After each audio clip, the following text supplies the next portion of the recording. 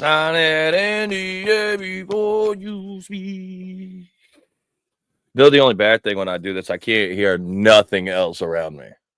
It's like one of those things. Man, well, you know what? We were not going to do this. We were not going to do this tonight. We were not going to do this, but because it was my birthday and I am in the studio right now. We are in the studio right now, guys. I'm going to let you guys get in here. We got Adam Calhoun coming in here, man. I'm sure this is going to be a it's going to be a good one, boys. It's going to be a good one. Let's make sure that it's one of those things to where preparation prevents poor performance. And we definitely were not not in the right mindset to do this one. We came in this damn studio tonight ready to go. Ready to go. Can't seem to find it. Can't seem to find it. I'm just waiting, guys. I'm waiting. Give me a second. I can't even see the damn chat. What's up, chat? What's up, chat? It's my birthday today, man. It's my birthday, bub. It's my birthday. Let me get some super chats for the birthday, boy, man. My career's over, man. I'm just managing an artificial intelligence teddy bear now. But, things could be worse. We wouldn't even have. Shout out to Fed Ted, man. Shout out to Fed Ted. Fed Ted's in the house, man. Nah, I'm just playing. Y'all ain't got to do the super chat shit. I'm just giving y'all some help. Oh, somebody actually did it, man. Shout out to Brennan. Just shout out to Brandon, dude. Happy birthday, JT. We talking nice. We talking real nice. Somebody sending the link. Let's see the link. Guys, we are hella late. It was my birthday. I had to do some stuff with my daughters. Had to do ABA therapies and all this other stuff. Shout out to White Wolf. Guys. All right, man. We just sitting here waiting. We can't smoke because we're in the studio, which that's fucking sucks. One day I'm just gonna say fuck it and pay the fee. Hey, there is a lot of shit that is going on right now in country rap. I will say this: at the end of the day, this is the most eyes I think country rap has ever had. To be honest with you, like when the grand scheme of things, everybody is tuned in. Like whether you're with that side, this side, whatever side you are on, it doesn't even matter because everybody's fucking. It's going right now. It's going right now, bro. Told you this shit is gonna blow up the seldom tea. Guys, they don't come out, buddy. You 50 now? Nah, I'm 36, man. Lacey Media Productions with a $50 super chat. Thank you guys so much. Man. I appreciate it. I just seen another one too. What was that other one? Mod. Cody Barnett with another $50 super chat. Thank you guys so much, man. We haven't even started this yet. We haven't even started the interview yet. I know I'm an hour late. An hour and some change. Like I said, I wasn't going to do this tonight because I'm in the studio right now. I don't like to really waste no time. You guys really know how that goes. But you guys are getting a lot of music now.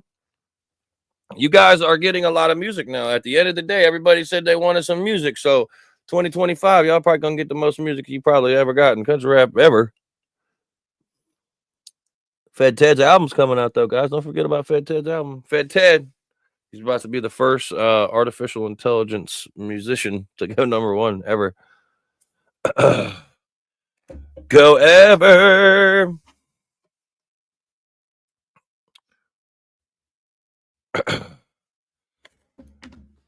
Talk to me nice. All right, he's on the phone. All right. So Adam is in the green room right now. He's just trying to figure out his microphone thing. And we're going to bring Adam Calhoun in here for what's shaping up to be a really good night. I ain't been drinking. You guys know I haven't drank in a week. I've been saving my liver for my birthday party. You got any bud, bub? No treatfer for you, man? No treaters for you, man? Let's see what we got over here. Hit the like button, everyone. Thank you, man. Just the time. We appreciate you, my dude. Keep being real. Thank you, Big Pilo Videos. Appreciate that, man. Appreciate that, man. Tonight I don't think we're gonna be talking nice. I think this might be the one where we might be talking not so nice, considering everything that's happened, man. We're gonna try to talk nice though. We're gonna try to talk nice. But man, the damn. Thank you, Joshua. I appreciate that. That's the first time I'm really looking at the chat, man. Thank you, Fedora Mike, for the $2 super chat. Fed Ted is gonna be fire. Appreciate that. Waiting for old Calhoun again.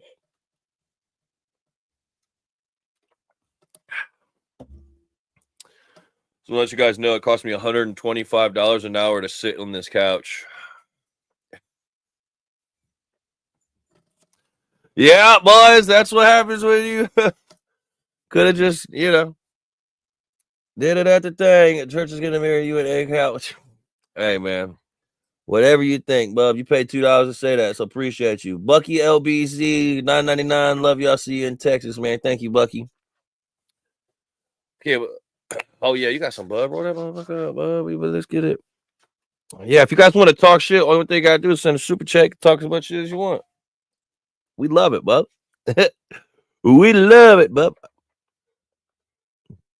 Can't wait for Adam to hop on this. I know he's in the back right now trying to figure it out. Waiting. I have no script at all tonight, no cliff notes, no none of that shit. Little White was going to be another guest, but I told him, I was like, man, we're just going to do it next Thursday. So if you guys were wondering and then the third guest is still going to pop in. So that's good. So you guys just stay tuned for the end of this interview between me and Adam. And yeah, you'll see the next guest. It's cold as a motherfucker. You ain't lying, man. For all you guys that don't know, my birthday party is this Saturday. Indianapolis, Indiana. It's going to be going down at the Emerson. Bucky LPZ said I'm actually rich country rapper. Hell yeah, man. Hell yeah, man. Somebody said Langston. Look, I don't know. I don't even want to talk about it yet because I want to talk about what Adam's in here. But all I know is, did I hear a grown ass man? This ain't talking nice. This ain't talking nice. I don't even want to. Did I hear a grown ass man say, I don't even want to repeat it because it's so elemental P. I don't even want to repeat it, man. God, man, I've been here 7 minutes. 7 minutes, man. But yeah, I could have swore I heard something. For the genre. How do look like Hank Williams Jr. too? I don't even know what that means, man. I couldn't really understand that. Couldn't even understand that, guys. I lost all respect. Yeah, Dakota, that's what I was trying to say. And then I listened to it. I listened to it twice because I had to listen, and then I had to listen to it again to be like, did he really just say some Lil Nas X kind of shit? You know what I mean? Like, I kind of had to take a step back. Man, what the hell is this? The Rhinestone City Slicker. Oh, wait till you see my birthday bottle, man. From my party, man. Shout out to all you guys that sent all them super chat. That shit is lit up top. I see all that, man. Thank you guys so much. Oh, we got a lot of people in here tonight, baby. Y'all know what y'all waiting on. Y'all waiting on the motherfucking tea. 5-star reactions. What up, brother? Somebody said I got more. Let's see. Somebody said, yeah. You know, the thing about people saying things is if people would really say that, they would have some sort of proof. That's what I always tell people. I'm like, man, you only can believe shit that you know what I mean, that's proven. Anybody can say anything. I can be like, yo, I just went, choke slam Fedora Mike through the control room table, knocked all the speakers off. Tyler Weaver's falling asleep. My engineer is going to be worth nothing after this. You need a nap, dog? Yeah. You need a nap? I wish you could. Can you put headphones on and try to mix the first part of that? You probably do that because they ain't gonna be able to hear it. I don't think. No worry about nice. It'll come out in the wash. Appreciate it. The Forks. Big Pillow. Sad to watch everyone else drop tracks and not him. Yeah, hey man, I don't know, man. I do not know. But I do know that we have been up here for 10 minutes. See, I should have just stuck to my guns. Like, all right, man, we're doing it next Thursday. Should have just.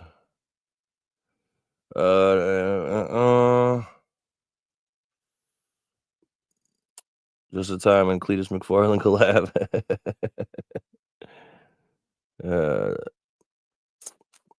Everyone needs to keep the tracks coming. I'm in here right now.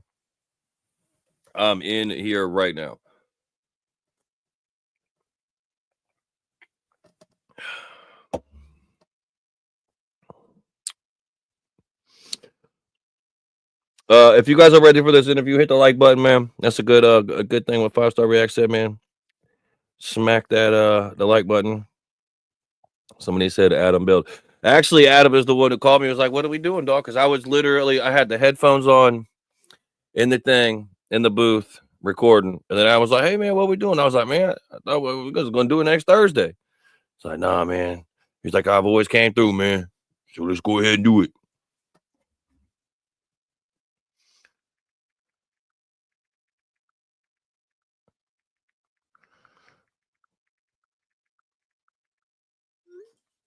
What's the first question?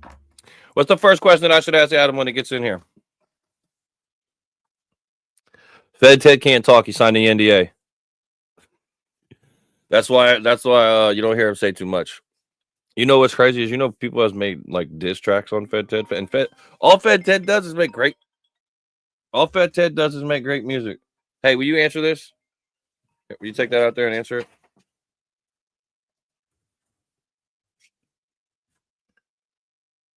Boomhauer's doing a live video. What up, Tennessee Outlaw?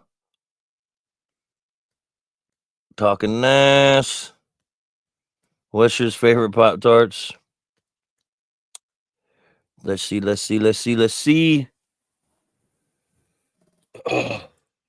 Huh? You didn't get a hold of it? I answered it and he hung up. How the hell does that work? Here. Brennan Whitco on topic, but gotta say, Ibiongo still be on repeat. Also, you guys are trying to get me to say some shit. What?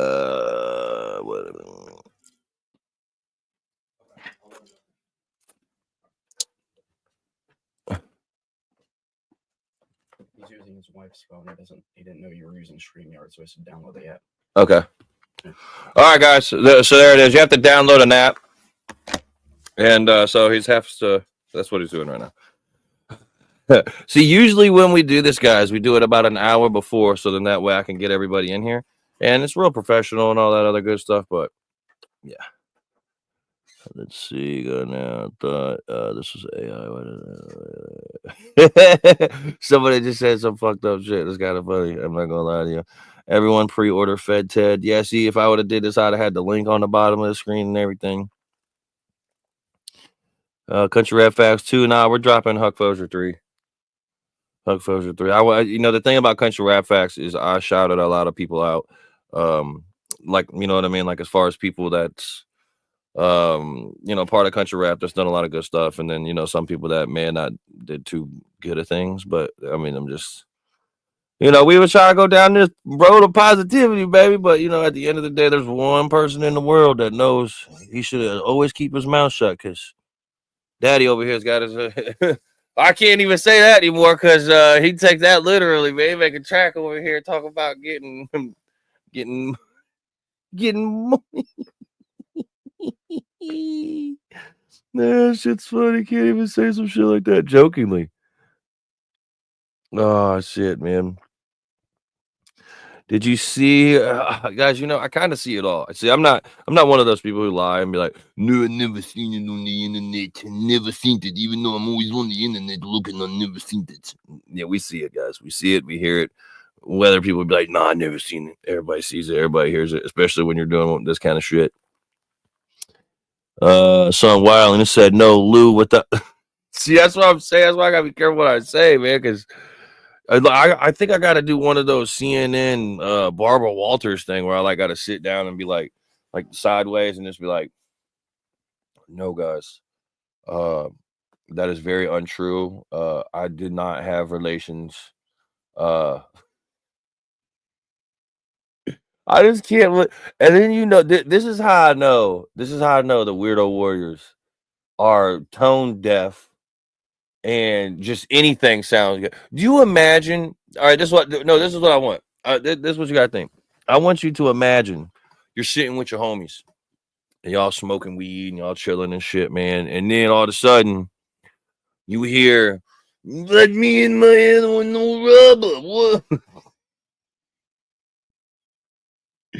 Do you imagine somebody saying that and then you like bumping it down the street? Like, you imagine that? I just don't get it, man. And then the fucking engineer. If I did that to my engineer, Tyler would be like, "Justin, no." Shit. Like, guys, like, come on, man. See, Esther said, "This is lame." Well, guys, you know what? Sayonara, brother. Sayonara, brother. Somebody said, "You think you?" No, I think Hosier's my son. That's what I meant by that. So, and he knows this. Like, that's what that'd always be my little guy. You know what I mean? I brought you in this world. I take you out, little boy. No, let me stop. I really actually mean that though. Come on now, baby. You know it. You know it. We got to, you know how we do, buddy. You know how you do. That's why, you know. Oh, we're talking nice. Oh, I could see him in the background. Hey, Cal in the green room. I see you, hey, Cal. You ready to come in? Shake your head. Can you hear me?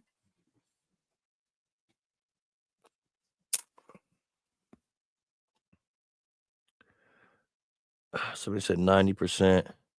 Good. Let's go. I wondered where the flux of what you call guys. My birthday, in case you guys don't mind, man. Happy birthday to the chat. Oh boy. Are you ready? I can't hear you, but I'm about to hear you as soon as I hit this little button. As soon as I hit this little button.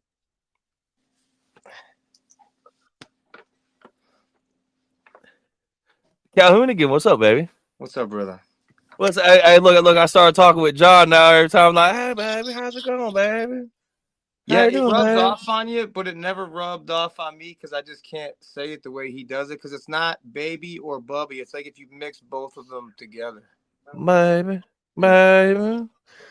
what's up, man? How you been? Adam ain't seen you in a little bit, man. Is that hat made in America? Is this fucking shit crooked? Hey, there we go. No, it's mossy oak. Their shit's probably made in Bangladesh, but it doesn't have an American flag on it, so it's okay. So first and foremost, I do want to say this, Adam, man. I appreciate you coming up here, man. Even though I think you, I was like, "Hey, Adam, I'm going to the damn booth." You're like, "Justin, look, man, I never miss it, dude. I never miss." So now we're here right now. But I do want to give a big shout out to you before we get into any of this, man. You are a really good friend. You are a brother of mine, and you have done a lot to help a lot of people. And right now, I feel like you're getting a little slack. And you're catching a little heat, but at the end of the day, you know, we're built for this shit. And I just want to let the people know that's watching here, man, you're one of the realest in the game. And I tell you this, and I tell people that behind the scenes and behind closed doors, that you do a lot for people, and what you do doesn't go unnoticed as far as all the artists. That means a lot. I mean, I met you and Demon on the same day at the Redneck Rave in Michigan almost 8 years ago. Yeah. And you guys are still my friends today. Demon's probably my best friend in life. I mean, the only person that's closer to me than Demon Jones is my brother Danny. So, hey, Danny's been wilding on my Instagram, bro. Yeah, he's see the thing that people don't know is like they're like, "Oh, you I got people," and I'm like, I don't ever really, I don't, I try not to. I try to tell my brother, like, bro, stay out of this shit. Because it's like, if you would have told the old me that worked in the plant, like, so this is what's going on, this is happening, I'd be like, who gives who gives a fuck? What? I don't even know what you're saying. You're speaking a different language, you know, but being in it is like, yeah, it's still gay, actually. Well, I feel like the climate's kind of changed here recently, as John likes to say. I feel like the climate's changed, and really we like to talk nice on this thing, man. But there is a lot that is just going on, and you told me, you was like, Justin, we could talk about it all, man. So I guess how the fuck did all of this shit start? Brian Upchurch said I made diss tracks on him, and then everyone ran with that shit. And so being a good friend.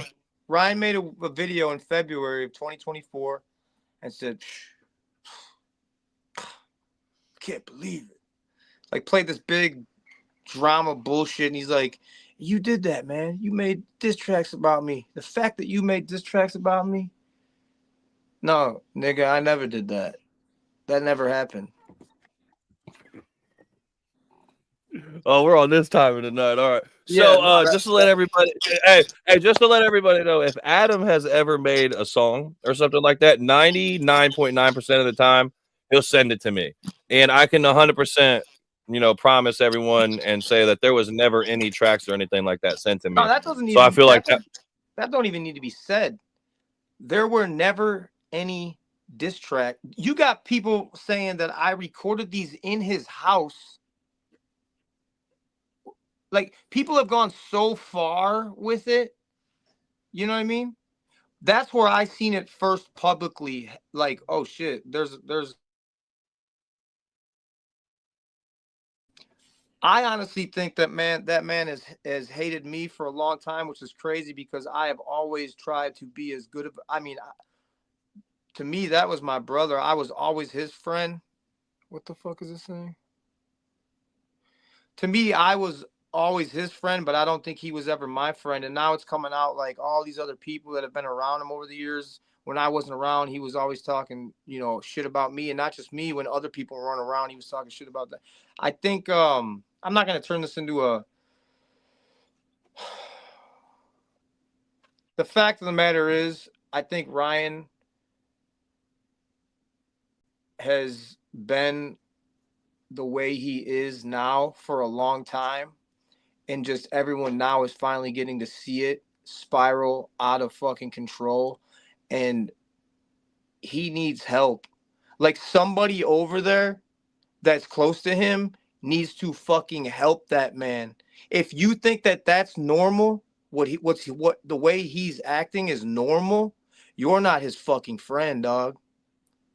And that's it. Do you think a lot of this has to do with maybe Tom?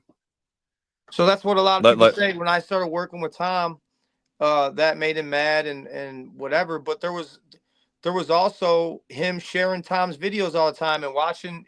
You could go on YouTube and see, because people, they have a song. They have a song. It's Church, Tom, and Struggle. I think it's a remix. I'm saying you can go on YouTube and there's like YouTube Shorts, because there's these channels that take his stories and just document. They keep them and they make reels out of them. And there's like him and his mom watching Tom's songs, and he's like showing his mom Tom. And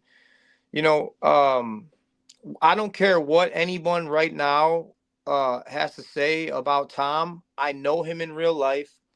I spent 2 months out there with him. You can agree or disagree about his music, and if he's good a rapper, he's not a good rapper. That's your opinion. That boy's a hell of a businessman.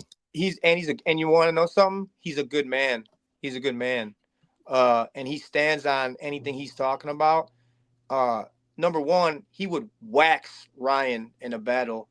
And number two, he's the biggest independent artist in the country. He's bigger than Ryan by far. And the reason Ryan has fell so much is because he's not putting out the same quality music that he used to.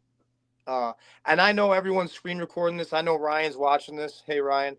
And you can clip my shit as much as you want and get your petty little views to all you bottom feeders and shit. I'm not calling reactors or fans bottom feeders, but you know who you are. These people who like to stir the pot and bullshit. Yeah, because you know what? I feel like a lot has been done recently to try to downplay everything that was done in Nashville.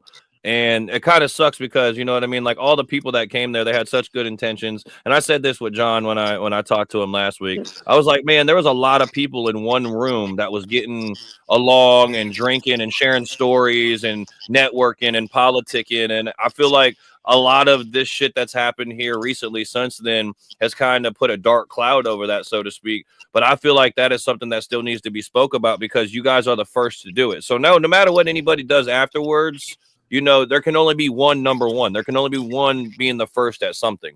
And that's something that you, John, and Demon did. And I feel like it's just something that it shouldn't just be, you know, not talked about anymore because I thought it was the coolest thing ever. Like yeah, but you know what he did?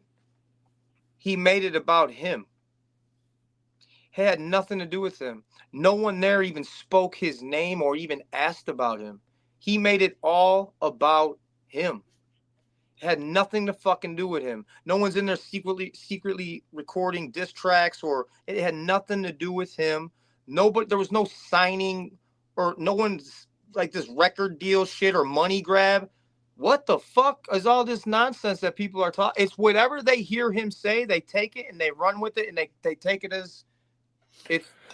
And I'm not gonna lie, I kind of caught a little bit of that when the shit happened with Leroy and him saying something about the rave. I was like, damn, I ain't never say nothing out the way. And then that kind of threw a little bit of shade on my shit. And I mean, you know, we got tough skin, so we can kind of take it, but it just showed me how kind of you know what I mean? Like it's just a cult, so to speak, you know what I mean? And then everybody kind of say this brother stuff, like, how could you do this to a brother? How could you do that to a brother?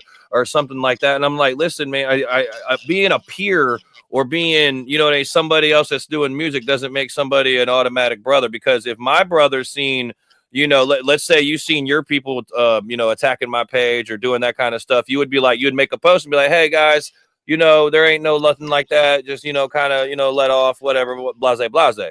And I never seen that happen. So it was just like, you know, at the end of blase, is that what we're doing today? You want me to fucking go off the Richter? Because you know I'm off the Richter mode right now. So, hey, man, listen.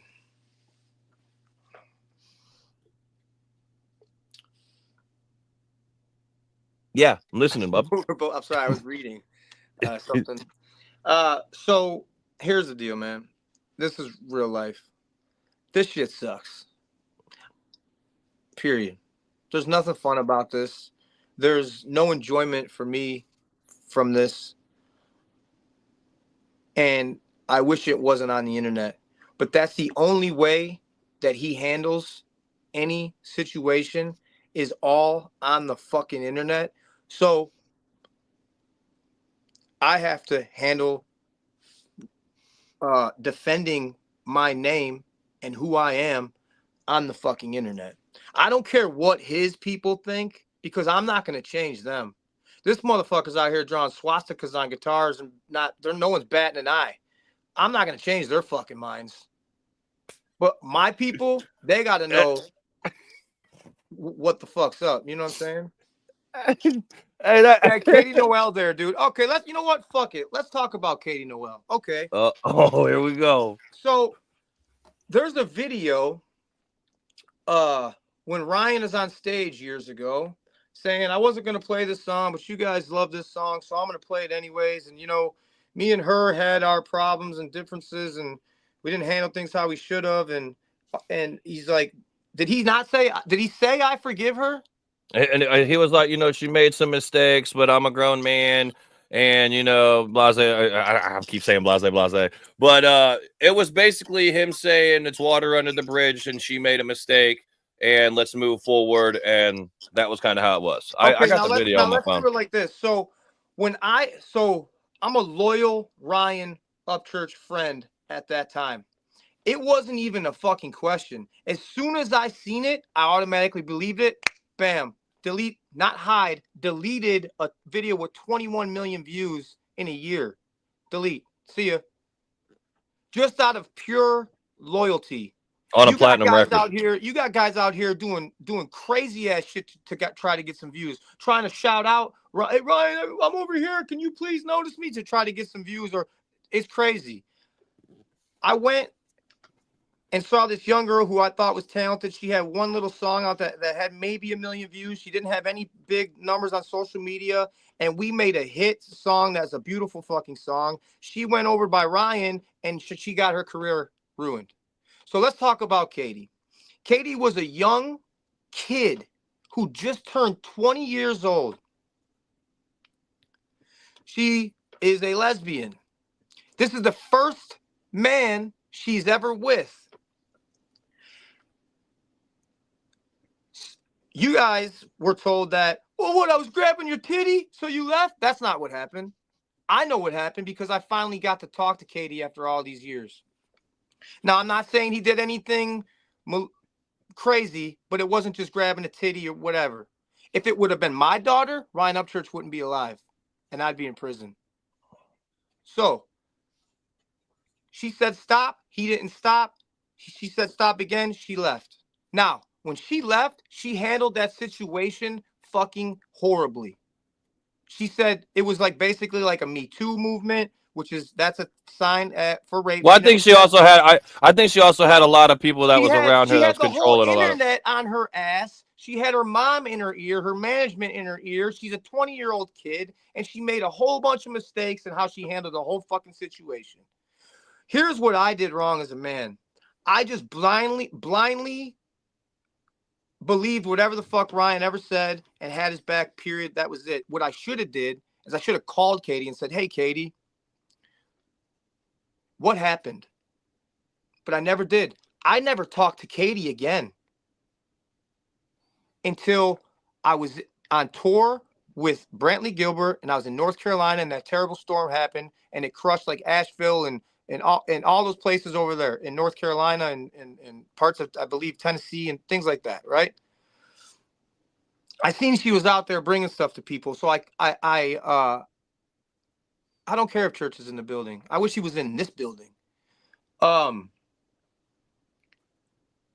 Crack is a videographer who does Katie's shit. And Crack kept telling me, hey, man, you should reach out to Katie. She's changed a lot. I'm like, nah, I can't do that. It's like, I don't even want to have any part of that. Well, he's like, if you ever want to get a hold of her, here's her number. She asks about you sometimes here and there, whatever. Okay, cool. So I'm in North Carolina. We're on break from tour, a couple of days off. I noticed she's out there doing all this shit for the flood victims. God bless them people. And I call her up. I said, hey, I see you out there. I said, if there's anything you need, any trucks, semis, whatever, I will send them. That was it. And then I called her again just to see how she was. And she did sound different. She sounded like a different person. And she's still young. She's 24 years old. We're in our 40s. I'm in my 40s. I'm still making mistakes. Happy birthday, by the way. Thank you. I was about to say I ain't 40, so don't put me out there like that, dog. Yeah. I'm in my 40s, and I still make mistakes every day. Katie made a mistake on how she handled the situation. But Ryan also made a mistake by the way he handled the situation. It's the first man she was ever with, and he did some shit that she didn't want him to do. I'm not saying he raped her. I'm not saying I'm not going to say what happened. That's between them. I know what Katie told me, and I believe what Katie told me. She said, Adam, I've been waiting for this for 4 years, and was in tears talking to me. I believe her 100%, especially now with all the bullshit that I see. Oh, so I'm an asshole. Oh, Katie's an asshole. Oh, Tom McDonald's an asshole. Jelly Roll's an asshole. Struggle's an asshole. Chase Matthews an asshole. Heavy Duty Country's an asshole. Justin Adams is an asshole. I mean, the list goes on. And Justin Time's an asshole. Jam Wayne's a asshole and a plant. What are we doing here? What are we doing here? So, is Katie at fault? Yes. Should Katie be forgiven? Yes. Because she has been shit on for 4.5, however many years it's been. And Ryan said on stage, hey, let's post the video. So run that video. Run it. So, yeah, we should be able to forgive a young kid in a really fucking crazy situation with the whole internet on her ass and people telling her, you should do this, you should do this, you should do this. She didn't handle the situation right. I don't. Whose job is it to put these comments on the thing? Moderator, stop it. No, it's cool. I just when we do it, I want to stop and read it. So yeah, listen. Ryan was talking shit about me for the whole year of 2024. Right? Mm-hmm. He's been talking shit about me every day for 3 months. Hundreds and hundreds of stories on Instagram. A couple YouTube videos. Do you think maybe he?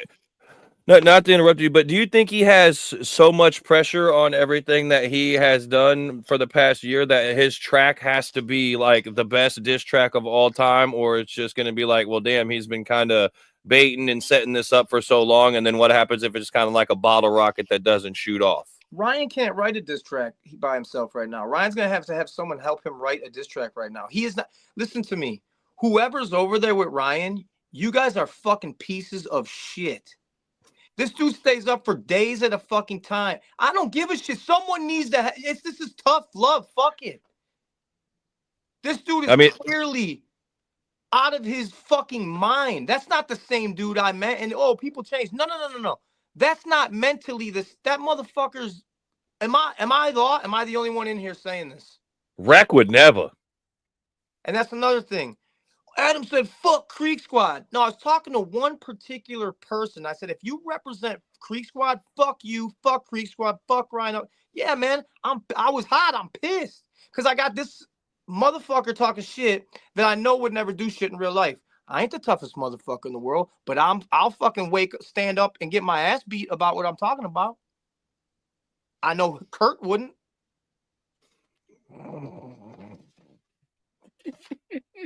You're fucking Adam, dude.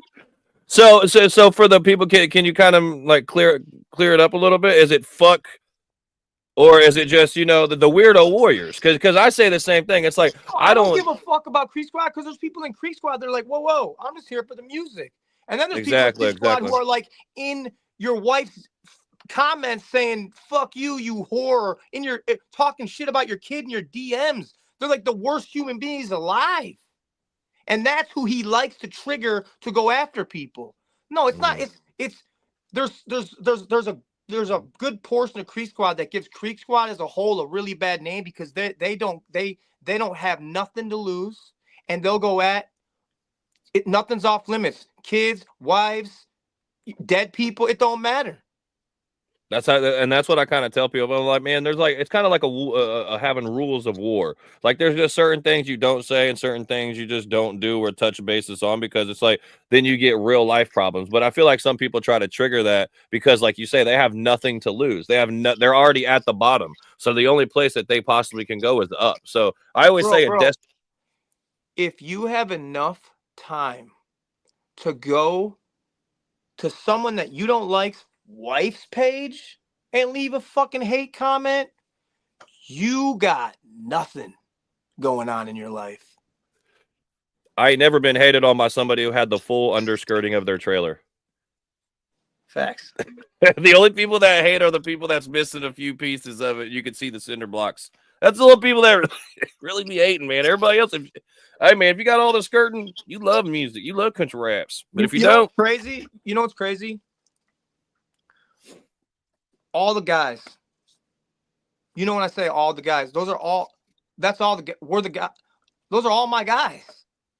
Name a rapper. Georgia Boys. D Thrash, friend of mine. Twanging around. Haven't talked to him in a while. Always see a post and give him love. Bubba Sparks. Of course, come on, bro. This dude's spending because my house. Yeah. No, but I kind of I wish Simple Man, Tin Man, just these are all my guys. Demon Jones, John Broadnax, Meezus, even though he's not a country rapper. You know who's on my first project, Americal? Ryan Upchurch, just in time, made his little special guest appearance on there. Hey, I want to go on record and say that's one of the best guest experiences every time. Demon Jones. So I'll do it again. Ryan Upchurch, Demon Jones, Just in Time, and Chuck. Meezus. Guess who I'm friends with to this day still? 3 out of 4 ain't bad. So who's really the problem? I think it's one of those things where it's like the country rap Avengers. That's what I always put this as. I always say it's like Thanos trying to collect all the Infinity Stones, and Spider-Man, Superman, Iron Man, Incredible Hulks, and everybody else. But you know what I mean? It's like, come on, man. Like, we all kind of really want to get along. The thing is people, I think they think that we talk so much shit in the background, or you talk shit in the background, or this person talks shit in the background. Well, we really don't say nothing in the background. It's complete opposite. We'll say good right things. Here in the foreground. Like, listen, man. This sucks, man, because you know my actual, like, all my personalities. The loving guy, the frustrated guy, the angry guy, the happy guy, the joking guy. And it sucks because whenever that I'm on these little interviews lately, there's so much frustration of what's going on that the fans are only getting to see. Look at how upset he is. They don't get to see you. They don't get to see you in the studio where you're just chilling and having. Yeah, they really don't. I wish people kind of would see that because they don't see that side of you at all. When we were in that studio in Nashville, first of all, everyone knew where the fuck we were. Nobody pulled up and was talking about any kind of issues. Till everybody left. And when we were there, Ryan wasn't on his stories talking about nothing. And when we left, when I was there, crickets. It was a concert for the Crickets, actually. And then when I left, rah, rah, rah, rah, rah, rah. What the fuck? Anyways, in the studio,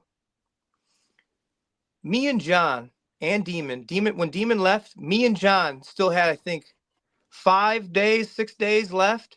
And me and John, John and Demon gave every single person there as much of our energy as we could give to each individual person who came through those doors. And I don't know if anyone knows what I'm talking about right now, but after 2 weeks of being away from your family, your babies at home, your normal life, your schedule, and your routine, and you just pouring out all the energy, the good energy that you can have and put into each individual 150 to 200 people who came through those doors, I was exhausted. I felt sick. I was mentally probably a little unhealthy, and I was drained, man. But I will say this, it was worth it. I'm glad everybody came, and I'm glad everybody worked together. And there wasn't one issue where people were like, there was a fist fight or an argument or push. There was none of that shit. There was. All right. So there was this. So you can go ahead and clear this up because now I wouldn't ask you this question, but you said it's no holds bars. So I'm going to go no holds bars with you, man. I never said this is no holds bars. You're saying this shit, not me. Listen, there was a guy named Lord Luss. Yeah. And he said that y'all now mind you, the same person, his thing says pussy. He's a pussy. His thing says rap game. His thing says rap game bully, right? That's his bio on his thing. But he came in and I thought everything was cool. And then 2 weeks later, when all this stuff started happening, it was, oh, they did this and they did that. Like, was it just you? Like, hey, what was this status about? You had a conversation and that was it, and everybody was good. I mean, that's how I was under the impression. That's exactly. So look, first of all, this dude's had problems with everyone. Dusty. Because I just don't. But I'm saying this, Adam, because I don't want people to think that you did any kind of bullshit. Because I see the shit, and I'm like, all right. So this is a thing that they try to bring up, that they try to use against you. So that's only. I don't give a shit anymore, man. I'm done. End my career, dog. If I'm that much, I couldn't have all of these guys as my. These guys are my actual friends. When we're not making music together, we're eating. These people have been to my house eating dinner with my family. I've met their family. We have been on tour together. These guys that I surround myself with, these guys are all of these guys are my friends. It's not just about, oh, if I can get a song with that. It isn't about that. We have hung out from the very bottom when I first started till now, and all the people who have came along the way, they're still my friends to this day. I can call them, and I still have relationships with 99% of the people that I've met in the music industry. 98%, I should say. Okay. Lord Luss has had problems with my friend, Dusty Lee. That's another guy. Amazing human. No matter what you say, that dude might bust your balls all day long, but he'll give him the shirt off your back. Dusty, the only one that I like Dusty because we kind of go hand in hand when we get drunk. I like him. He's the only one that keep up. Go ahead, my bad. Lord Lust had a problem with him. Had a problem with Shaka. I don't want to even talk about this dude. Anyways, he writes a post. Well, I guess I can't come to the thing. I don't know how to get there. Yada yada yada. No one's getting a hold of me. I'm the best rapper. I can rap with anyone. Whatever. That's cool, bro. But it's what he's saying. I know. Poor me. Fucking these guys are fucking ass. That's what he's saying. Really, I just said that because I thought it was some kind of female fucking shit. So he gets there. He said I snapped my fingers at him. Get the fuck out of here. I was like, hey man, let's go over here. He's like, where are we going? And me and John are walking up the stairs. He's like, hey guys, where are we going? Me and John ain't saying nothing. You're about to get. We sit down. John talks to him, calm as hell. I say, hey man, we just want you to. You're welcome here. I'm glad you're here. He's like, bro, I'm a huge fan. I'm like, I'm wearing your shirt. Like, I'm fans of you guys. Like, I would never talk shit. I said, you don't really think you're talking shit? I said, go to that post real quick. He goes, I said, open that post and look at the comments. He goes, okay, well, yeah, I can see how it could be taken like the wrong. I said, yeah, all the comments are like, yeah, fuck those. This is bullshit. Why can't you get? You know what you were doing, but everyone knew somebody that was there and knew how to get there. Yeah, this is factual information. So John talks to him nicely. I speak to him nicely. That's it.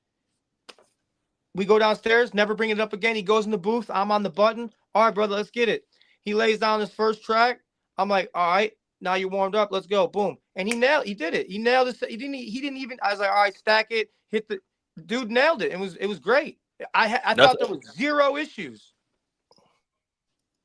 But I think a lot of people are doing things like the look at me shit just so they can feel like, you know what I mean? They're getting seen and they get a little. Here we go. I'm going to say something about this whole. That was the setup. I think people have a warped misconception of if they do a feature with Ryan Upchurch that they're going to blow up like I did. Okay. Here's the deal. Before I ever met Ryan Upchurch, I had crazy viral videos all over Facebook, and from Facebook, they were all over the internet. I was viral as fuck with all the funny skits that I did with myself and with my son before I ever met Ryan. So that means I already had a platform and I already had a following. Okay? When me and Ryan did Die Tonight, that song exploded because it was two guys who both love America, two guys who I thought we both had the same values and morals and principles. And the song went bam. And we were like the best match ever. And people love us together. No, I guess I got to say no homo because these dudes are weirdos now. But anyways. No, hey, no lube. No lube. Yeah. There, That's why that song blew up. Is because I had a big platform. Ryan had been doing his thing, and the song, it was just a perfect match, and it took off. Okay. It's a really good song. Like Die Tonight is actually a good song. Also, that's Ryan's second biggest rap song that he's a part of in his whole entire career. Rap song, not song. That's his second biggest rap song that he's on. Period. Well, I mean, and I'll pull out if he wants to make a video and saying that I'm wrong, try it. I got the Nielsen sound scan. I got all the information. That is his second biggest rap song that he's on. I'm not saying it's his song. I'm saying in general, that's the second. Die Tonight is a gigantic song.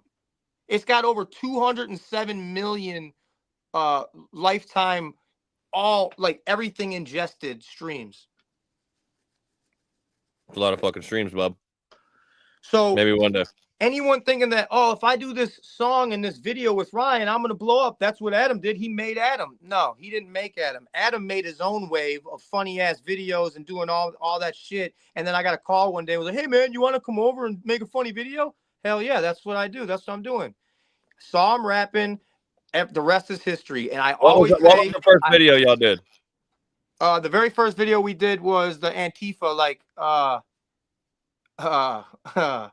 we had like bras on our head, and like Ryan we like shot a pistol through the thing and was like, hello, comrades. Like these Antifa dudes were just dorks. And me and Ryan were making fun of them. And it was hilarious. Yeah. And then we did the Whoa Vicky video together. That went crazy. Anything that me and Ryan do together goes crazy. It goes crazy. No, in the grand scheme of go ahead. And I think people think that I'm like, man, if Ryan's not my friend, then I'm not going to have a career.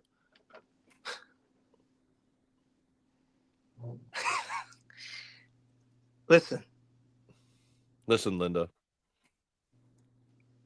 Before I met Ryan, I was able to leave the plant because I hooked up with a shirt company and I got 25% of every shirt that I sold. Look at this. Margie for Christmas one year got me this, and it's all my OG original shirts. And this shirt, and it was, he sewed them all into a blanket. And this shirt went viral. Whatever, you know what it is. It's perfect on ours. Whatever, it says Titty Tuesday.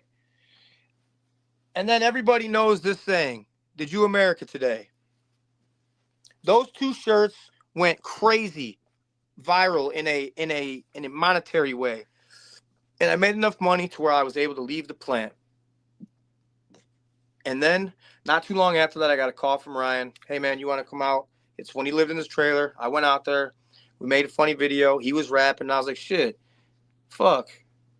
This is cool. This is super dope. I've rapped fucking so long ago and for so long in my life and gave up so much shit for this.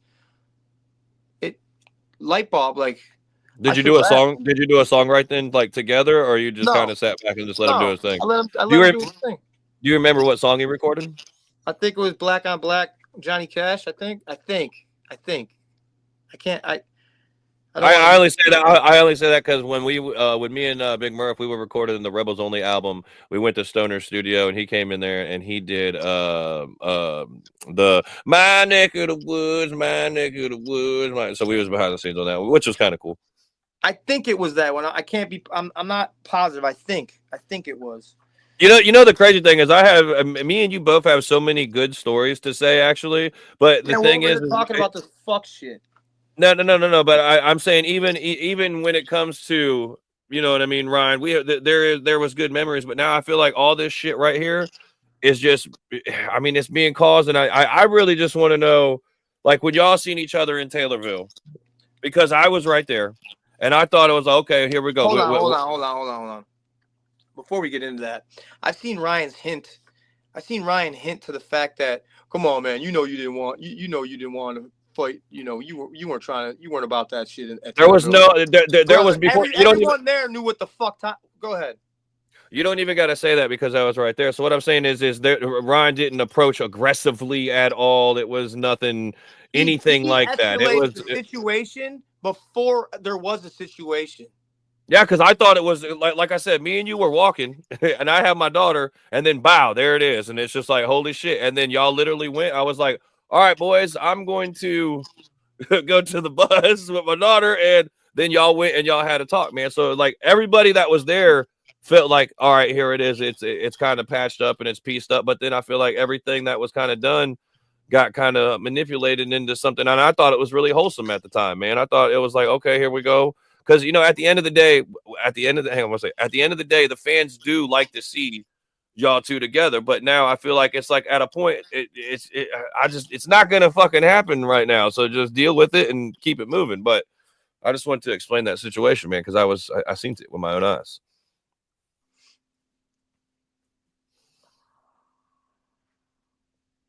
Yeah. It's sad. This is awesome. You know what's sad is I tried to do everything I could to prevent this from happening. To prevent me and Ryan being on the internet doing this dumbass shit. I tried to prevent it. That's a fact. And when I sat there and talked with Ryan that day in Taylorville, I said, when we get up off these seats, Ryan, nothing from the past matters anymore. Whatever you said about me, if I've motherfucked you because I was mad, none of that shit matters no more, dog. I said, but I just want to tell you, I got this album coming out, and it's got Chuck on it, who you don't like. It's got Tom on it, who you don't like. And it's got Struggle on it, who you don't like. It's already done. He's like, no, it's cool, man. I don't give a shit about that. I was like, I just want you to know, don't think any of that shit is about you. I went home, pushed the album back 2 weeks, made Chuck rewrite some of his lines, and I changed some of my lines because I didn't want there to be no kind of issue. And then he took one fucking line that I said and thought I was dissing him, which is crazy. And that's what I'm told, that's where this all started up again. What was the line? I don't paint pictures. Hey man, Fed Ted's got a song called Twisted Painted Pictures. But if you listen, he just heard I don't paint pictures. I said, I don't paint pictures. I create literature. I recite the shit I write and turn it into scripture. Okay. So it's like, it was a biblical song. I'm not good at drawing. I'm not good at painting. I'm good at turning words into things that you can see without me having to paint them. It had nothing. If you listen to the whole 4-bar setup, it was a biblical reference. The whole album, it's called Pale Horse. And the reason there's so many biblical references in the album is because everyone knows that Chuck Meezus is a very, I don't want to say religious because he doesn't like that word. He has a relationship with Jesus. And that album was very special to me because I've known Chuck Meezus. I can't call him fucking Meezus, dog. I don't call him Meezus either. Yeah, I've known Chuck since we were 16 years old, man. It's the first person I ever rapped with. And that album was very special to me because it was with someone that I've known.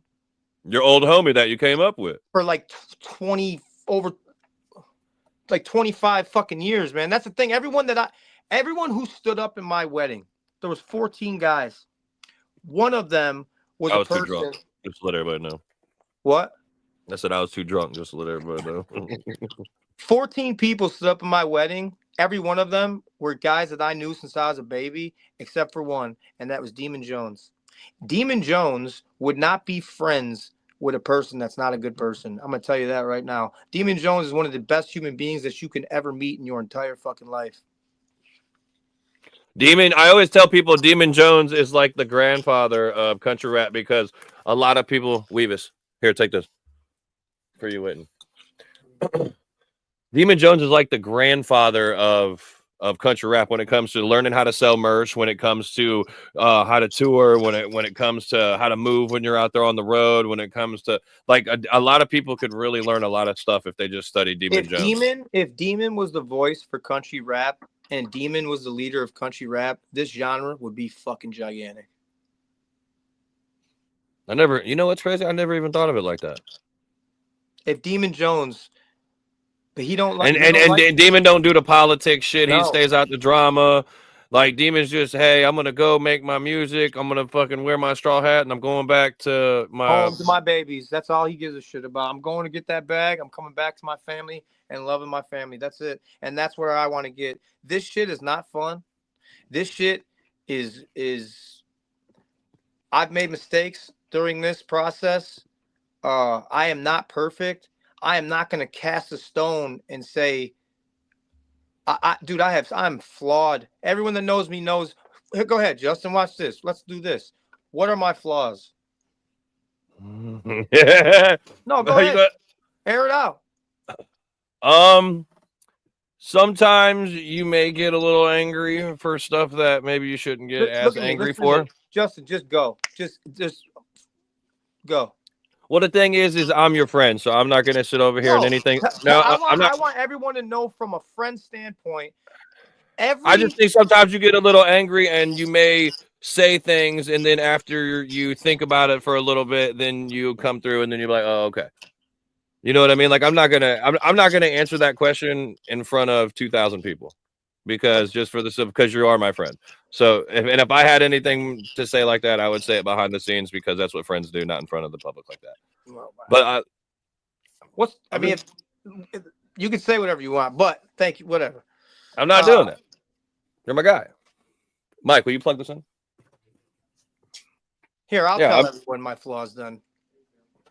I would just say, you want me to say, I think you dwell on shit.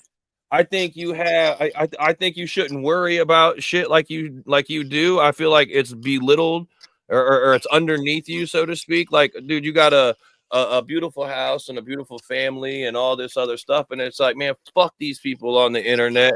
You know what I mean? They ain't never going to see the shit, half the shit that you see. So fuck their opinion. I feel like sometimes you do worry about what some of the internet shit. And I don't think you should, man, because you have everything in the world to be blessed for. So fuck it all, man. That's why sometimes when I see shit and I feel like maybe you may be down a little bit, I hit you with some shit and be like, man, fuck everybody, dude. You know what I mean? Like that's, as a friend, that's kind of how I feel. I appreciate it. I love you. I'm going to tell you guys my flaws. Being my friend is not easy. Not because I'm not loyal or not because I'm a good friend. Being my friend is not easy because I'm very hard on myself. And because I'm hard on myself, I'm hard on my friends. I expect my friends to do whatever I will do, but I would never expect my friend to do something I wouldn't do, but I expect them to do what I would do. And I'm always willing to go the furthest. So I expect them to go as far as I can go. I'm a motherfucker to deal with sometimes. Sometimes I am angry. Sometimes I'm not good at saying my words so clean and soft like John Broadnax or Demon Jones does. I say my words very harsh. Sometimes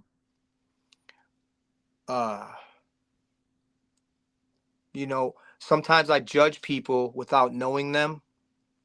Sometimes you jump into people's beefs and then you know what I mean. It kind of fucks you in the long run. Well, I jump. So what I do is, if you're my friend, I'm jumping into beef whether you're right or wrong.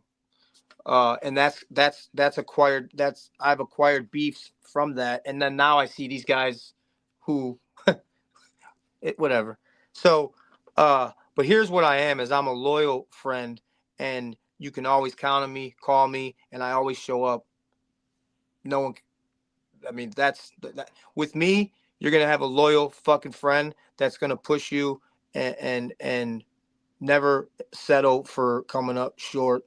I am super hard on myself. I have a chip on my shoulder from probably my upbringing, and sometimes that translates into anger that I haven't addressed or figured out yet. I am a human. I have a beautiful family and a daughter who I adore, the love of my life, a brand new son. My oldest son, Taman, is 24. My wife, who I haven't in my wife, that woman has been with me when I had nothing, nothing to give her, no car, no license, no fucking glimpse of hope. See, and I feel like that's what matters the most, man. Right there, what you just said, the family and the kids and all that. I feel like. Hold up. On the flip side of that coin, I've been a womanizer while I've been with her. I've made so many fucking mistakes.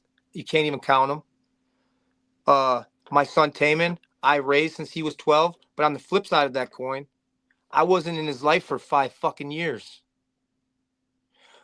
I'm going to tell everyone my flaws always. I'm going to tell everyone my shortcomings and my losses always. But I'm not going to let someone else tell my story when it's not fucking true. That's why when I tell Ryan, air me the fuck out then, Ryan. Air me out, bro. Cast that stone because you're not perfect. And there's people hitting me up and sending me shit every single fucking day. And you know what? I'm never going to post it. If I ever see Ryan again, I pray to God I forgive him, but I'm gonna give him every single fucking thing that these people have sent me, and I'm gonna say that's yours, and I'm gonna delete everything off my phone and say that's yours. That's only yours. No one else has it except you and those fucking people who sent it to me. I don't ask for this shit. It's all of the people in his life that he's done wrong, that he was close to. I don't want to fucking go that route. Do you? But the internet wants to see two men tear each other down by any fucking means necessary. So what I did was I said, all right, Ryan isn't going to fight me. That's understandable.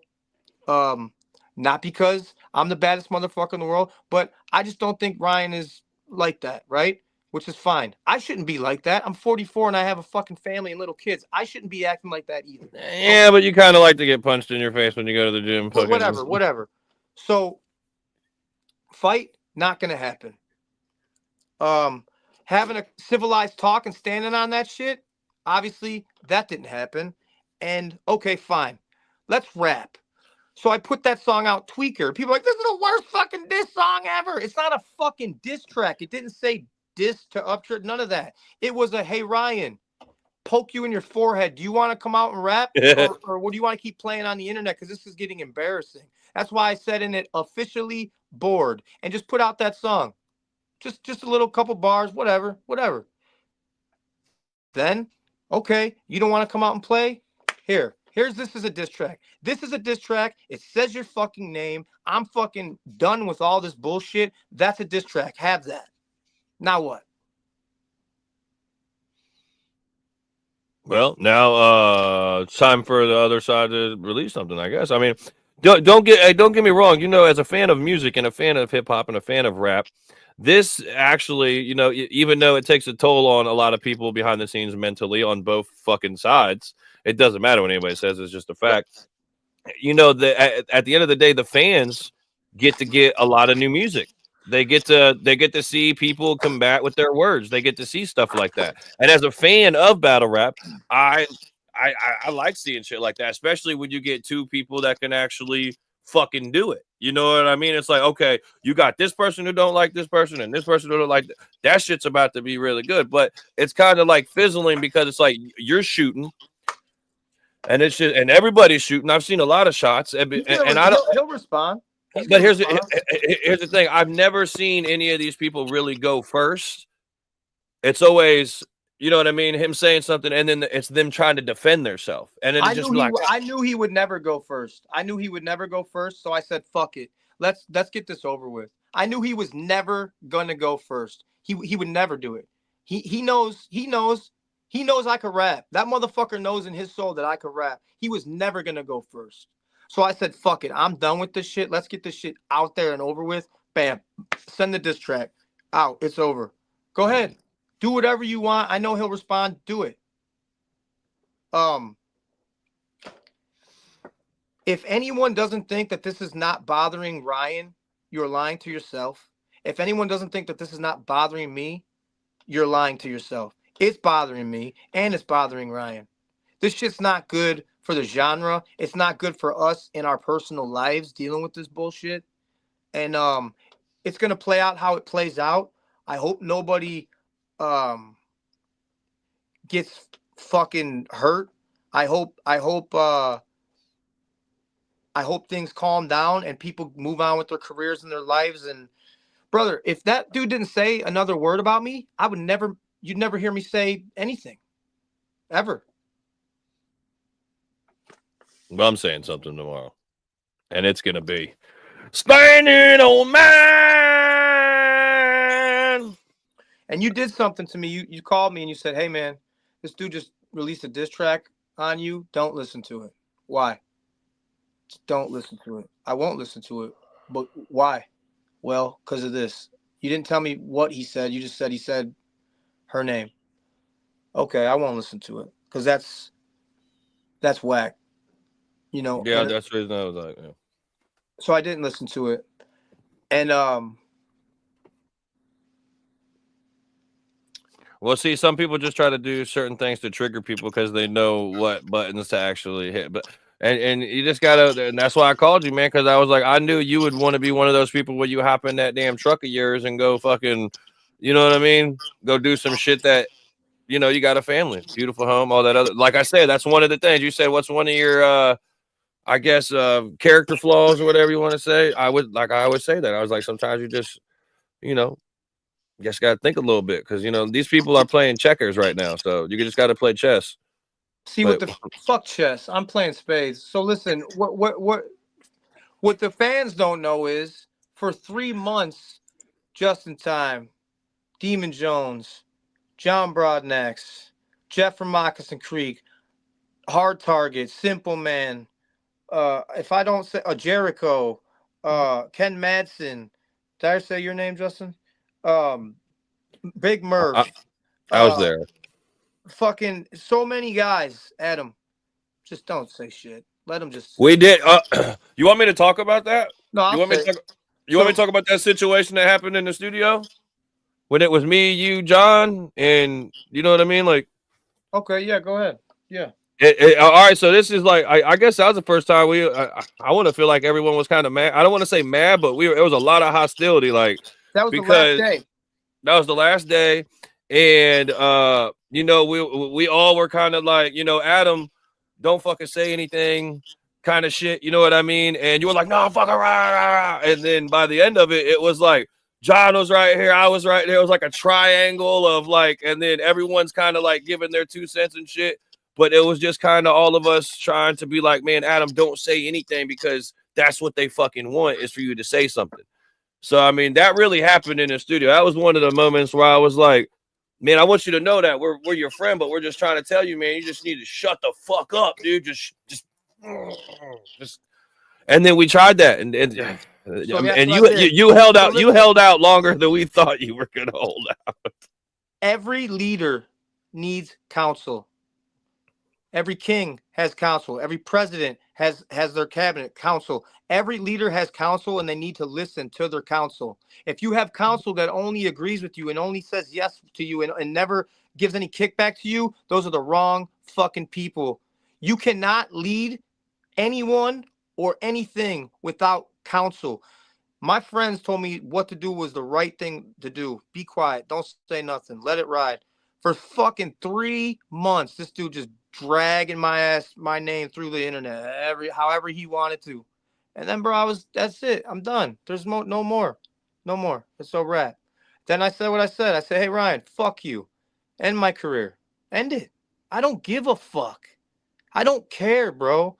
I'm happy that I got here in my career. Ryan Upchurch didn't make me. Ryan Upchurch and me made a beautiful song together. That's a smasher. And he had a very, let me say this correctly for everyone. Wreck would never. Wreck would never. Wreck are the OGs. They're the shit. I like Wreck. This is my guys. If you got a Wreck tattoo, we fuck with you, man. Ryan helped my music career, and we made a gigantic record together on my first album, and I will forever be grateful for that. And that's the truth.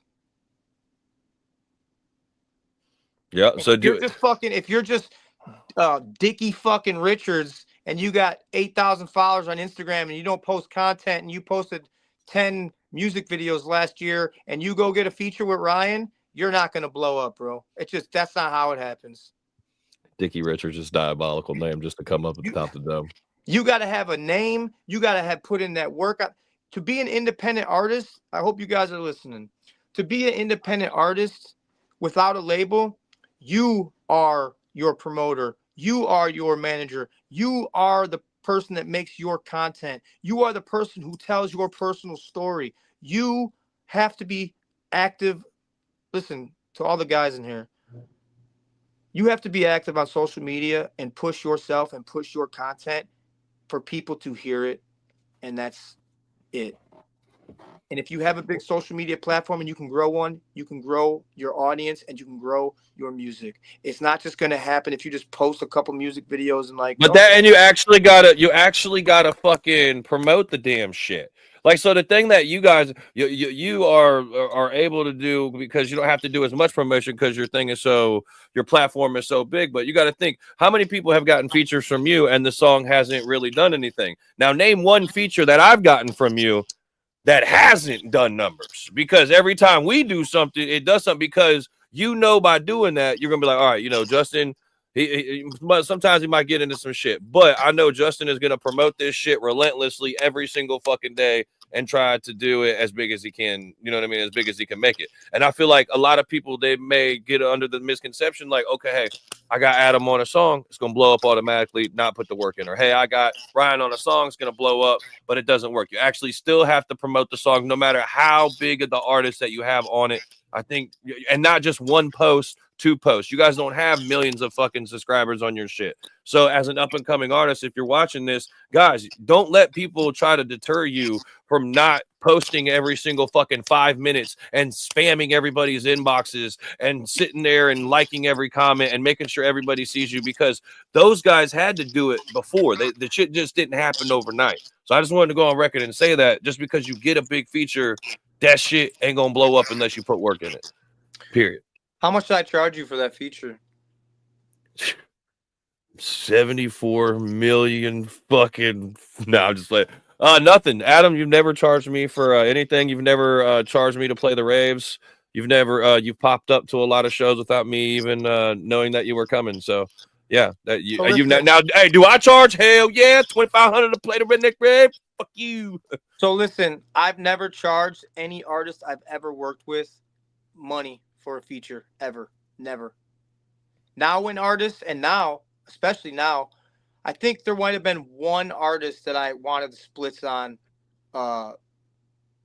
the record, but I don't know if I ever fucking got him. I didn't even pay attention. But after that, I've never charged anyone for a fucking feature. The only thing I charge for a feature is I need to meet you in person.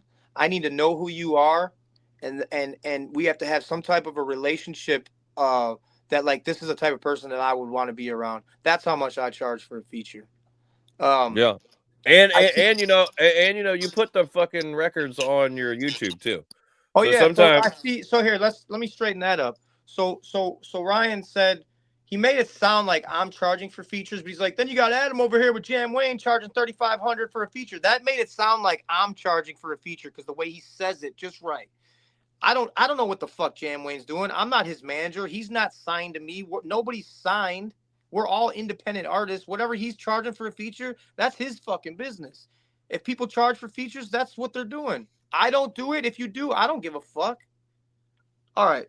What was the next one? what? I hit the dab pen. You were talking about charging for features and Jam Wayne, and then it kind of got misconstrued that you were that you were charging for features. Yeah, and then you were like, have you ever charged for a feature? I know what you were saying. You hit me mid dab pen hit. Yeah, like you were about to make a good point. So the second thing is this. I seen Ryan say, you know, to all you new artists, you should act like you're being recorded when you're in a room. No, you fucking shouldn't have to act like that. You should act like you're hold up.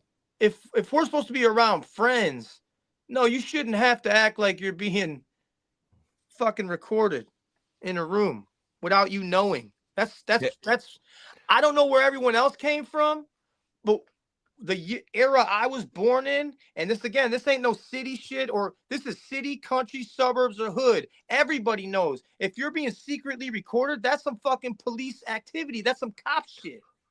And you know, here's a narrative that I've seen too, because I didn't really rock with the recording thing. Like that kind of really rubbed me the wrong way. Like as far as if I'm being 100% honest, that was one move that I was like, eh. And then people try to say, well, everybody has security cameras in their house. 100%. Hang on a second. Hang on. That's what I'm like. It was fucking who? Can you just say it for the people one time? Who is this, Adam? It's fucking Fed Ted. Fucking Fed Ted.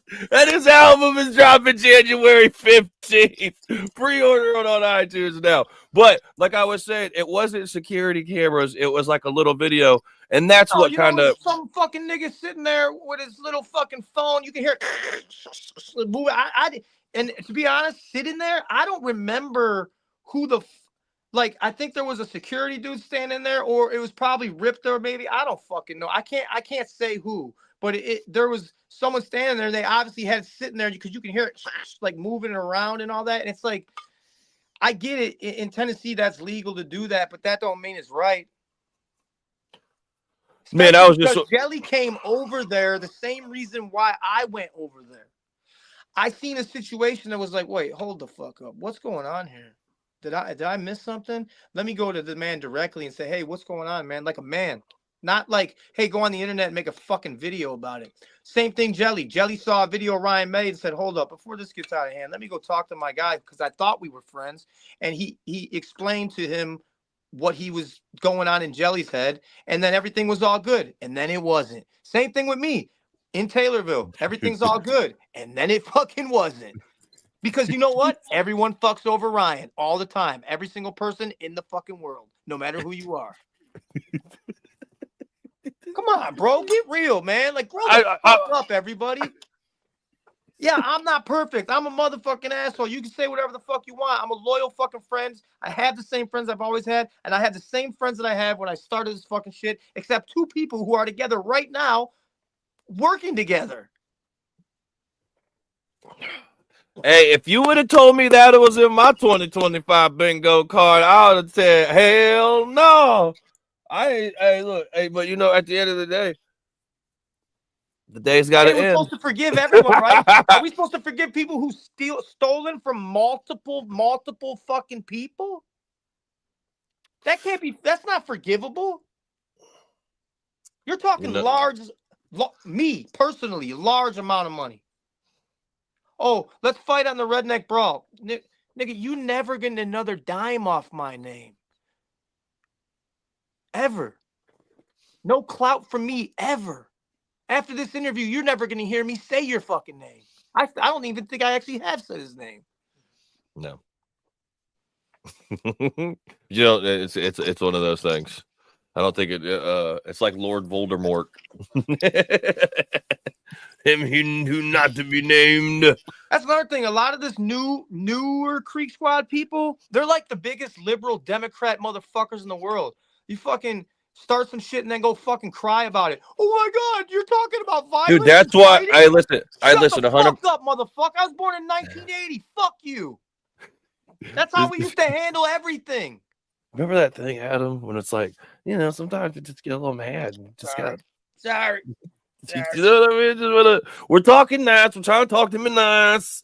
Well, I'm saying, how old are these people? Oh my God, you're talking about violence. Shut the fuck up. That's why I started saying that Rec would never shit, man. Because I do see some of the people, and I'm just like, Rec are gangsters. Rec have jobs and kids, and they moved on in their life, and they're not just sitting on the internet trolling people's wives and kids. Rec is fucking shows up to shows and fucking, bro. I'm at the last show of Brantley Gilbert's tour. It's in, I believe it's Macon, Georgia. Huge fucking deal because Demon Jones was born in Macon, Georgia. And both Demon and Brantley, shout out to both of them boys. They're both from Middle Georgia. I'll never forget this in my life. A guy about probably in his 30s, big guy, big old fucking beard, everything. He's sitting front row, puts up his arm, Rec. And he fucking puts his hand out, and I'm like, bam, fuck yeah, brother. Like them dudes, those are the OGs when Ryan first started. That's his fan base. That's his fan base. That's his saying. That's his people, RHEC. But much respect to them people because they would never be in the comments acting like fucking trolls like the way these fucking goofy ass motherfuckers are. Dude, I just don't. I don't get because I'm growing as like, you know what I mean. Like when you become an adult and then you'll see like some like I swear to God I seen a comment. It was like some 17-year-old kid and he was talking to you. It was in your comment section, and he said if you want me to really show you how to do this music and mix and master it and promote it, and I was just thinking and he was dead ass serious. Like he was like, you listen here, you ain't doing it right. And I was just like, man, sometimes I just want to be like, do you really believe? I feel like people, they can say whatever they want behind that screen because it's like there's no consequences or repercussions for their actions at all. And I'm not saying necessarily violence. I'm just saying, man, sometimes you just need to be like, man, shut up. Why don't you just shut the fuck up? Oh, you ain't got nothing nice to say? Golden, what your mom used to tell you? You ain't got nothing nice to say. What you tell them? Don't say nothing at all. That's it. Man, no one's ever heard that one before, Justin. Way to pull that out of the archives. Look, hey, first of all, I've got a little stone on that damn dab pen, man. That and I'm fucking. It's my birthday. You know, is it still my birthday? Yeah. I can't even hear what Fedora Mike's talking about. Is Drew in there? Is Drew in the room with you right now? No. Domain is. So if you got Domain. Hey, so if you guys don't know, this is how Adam, he's a little narcissist. So if you look at that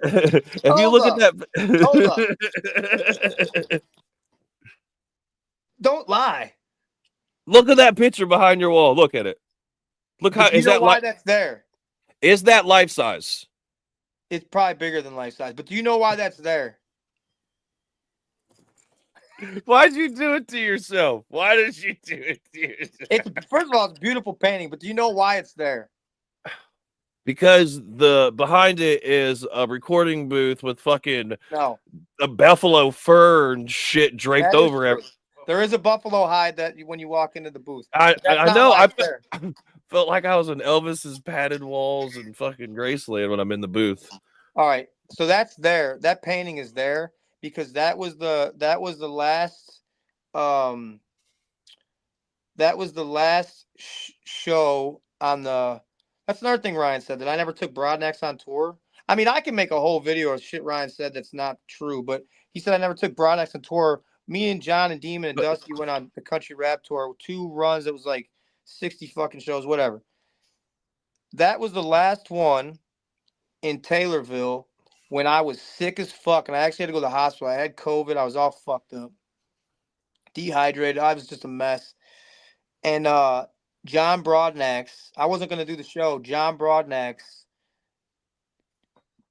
made me. There was no, you're not doing the show. And I went, and that's why. And you just have to see it. I think there's video shit of it and all that. So basically, that was your Bulls flu game. Yep. Yeah. So you had so to break it down for all you sports people. Basically, Michael Jordan. What game was that? Was it a regular game? Was it like game six? Game six, right? Was it? So game 6.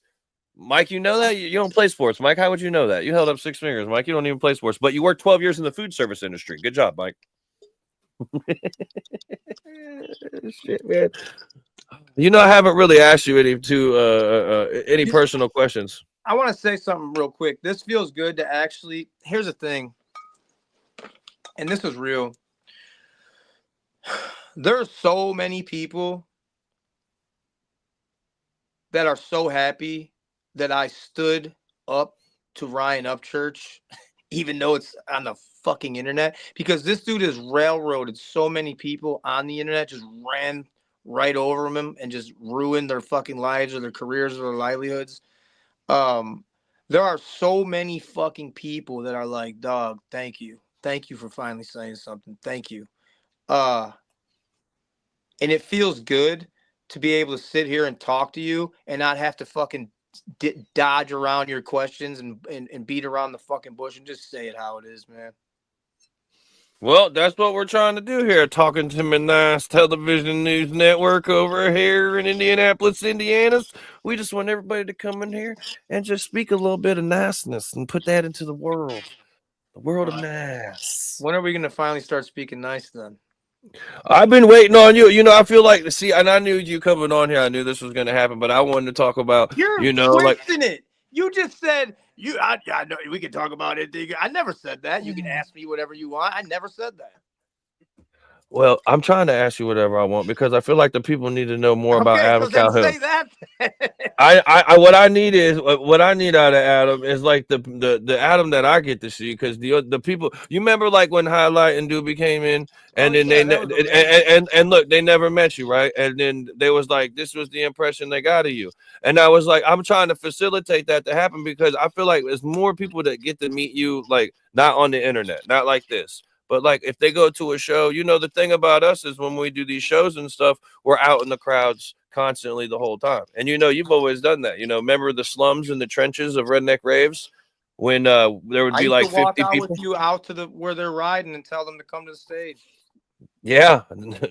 You know what I mean? Now back in the day with me, you, Jesse Howard, Big Merv. You know what I mean? That's when we met Jared. Like I remember all that stuff. So I feel like, I want to talk about that though. Like, so as no matter how big you get, is that something you're always going to do as far as you're just because you really don't have Come on, security? man. You just got a couple friends. Would love to tell the people because, dude, they might say that you walk around with 17 ninjas or something like actual ninjas, like foot soldiers from the So Ninja the Turtle. only time I've ever purposely brought like guys that are really guys not to be fucked with me was to Taylorville because I was prepared to get into a fight and I had a guy for each one of his guys and if anything broke out they can handle that and I'm going right to the motherfucker. We're not talking nice, Adam. Adam, we're talking about So you that's the meeting only fans. time. Other than that, no, I never walk around with the people. I always say the people are our security. They're there for us and we're there for them. I don't what the fuck I need security for, and if you want Somebody said, hang on, I'm sorry not to interrupt you. Somebody said, Justin, you have security. So, security. Hey, listen, but let me tell you about my security. My security doesn't protect y'all, you know what I mean, or me. It protects y'all from me. So it's like sometimes I get drunk, I might headbutt somebody, and they gotta be like, "Hey, calm down, Justin, calm down." So I'm just letting you know, like my security's not this y'all security. Just going on record. I seen the comment. I don't care. What's up? Yeah, no, I mean, I'm never gonna think I don't think I'm famous. I don't think I'm special. I don't think. Uh, I think I'm a man that needs to find happiness and peacefulness in my life, and I'm working on myself. Uh, and here's the thing with the whole, oh, you think you're a tough guy shit. I am a tough guy. I'm a guy that's willing to. You know what you're tough at? You're tough at talking nice. Yeah, but I'm a guy that's willing to get beat up over what I'm talking about, and I'll stand on it. I give up, dude. Hey, dude, we could be talking about, Okay, go. man. Go. No, listen. Let's talk about Man, Christmas, man, bingo at the old home. I was snowboarding. Look, this was Adam Calhoun shit. Man, I was snowboarding, and I was going down the mountain and shit, and then a tree was right there. I seen a bear hop out of it. So I had to start trying to fight the bear. That motherfucker. That fucking bear. I tell you what, let me tell you something about that bear. You know what I mean? He goes by the name Fat Ted. It was fucking Fat Ted. Good alley-oop. We got out of with the Fat Ted alley-oop. All right, come on, let's talk nice. Well, we're trying to talk nice, man. So listen, what do you think about some of the up and coming artists that have coming in the genre? I'm so happy to see. Man, it's like this new style. It's the new style that you see, kind of that's a broken. Because Shaka Hustle Man's completely different than. Yeah, Shaka Hustle Man's like if his energy's awesome though. Shaka Hustle Man's like if Riff Raff had a nephew or some shit. Like a hillbilly nephew. Yeah, that's a good way to put that. But like these other guys, I think it's Jaywalk and 501 Bryce, and then there's the black dude that I can't fucking There's remember. BK Truly. I like that Truly. kid. But there's a group of these guys that kind of got that OT Mexican OT type flow, and like that new school flow, and they're from the South. I think Arkansas, and I think it's either Alabama or Mississippi, and it's really cool. When I was growing up, the Midwest rap, you had the fast shit, you had Twister and Do or Die, and then Kanye came in, and that was like, okay, this is the real deal. And then I grew up listening to East Coast, and a lot of the guys that I know, they grew up listening to like the Southern rap, like UGK and shit like that. Outkast, all that shit. Goody Mob, who's one of my favorites of all time. I never really listened to the West Coast shit, and I wasn't always big on the South shit. I was always big on like the East Coast shit. That to me sounded like the. So you consider yourself a rapper, not really a country rapper. Well, the thing is with the country rap is so I'm a guy that went to work every day in boots and overalls and was the real deal blue collar fucking man that worked with a lot of really hardened, tough men. And that's how I became. Those men kind of molded me, and that job that I had molded me into the man that I am today. And I don't know how you really explain. Are you a country rapper or a regular rapper? I like country rap. I like doing country rap. I like doing regular rap. I like blending rap with all different types of styles. Yeah. Because But I know some of your stuff. Because some of your stuff, you know, on the early Americal stuff, it was country rapish, and then now a little bit because I feel like you can only do so much of the same shit, right? Like you can only do so much of it. Like after a while, it just gets a I little think another thing too redundant, is and you know. a lot of people think like you can't be a country rapper unless you're from the South, which is crazy because anywhere 30 minutes outside the city is the country, you know, and the country's not far from the hood. And there's country way up northeast, there's country out west, there's country in the Midwest, there's country down south, you know, so it's like, and everyone in this country has walked through the country, through probably parts of the hood and through the suburbs and through neighborhoods. I mean, we all have a mixture of all of that in us because of this country that we live in, the United States of America. So yeah, part of me is a country rapper. Part of me is just a rapper. Part of me is an old school hip hop rapper. You know what I'm saying? Like you can mix rap with a lot of different sounds, and country rap to me sounds cool. I like the guitars. I like the drums that they use for that. You know. So what kind of music? What kind of music would you say influences what you're doing now? Like, did you when growing up? Did you listen to classic rock? Did you listen to more country? Was it just rap? Like, what was the style of music that you grew up to? All I listened to growing up was Led Zeppelin was my favorite band. So classic rock and gangster rap. That's what and when I was 15, I got my first country album that I actually was like, whoa. And it was David Allan Coe. So I grew up listening to basically I ran that David Allan Coe CD ragged, but gangster rap, classic rock, and David Allan Coe. That's what I grew up listening to.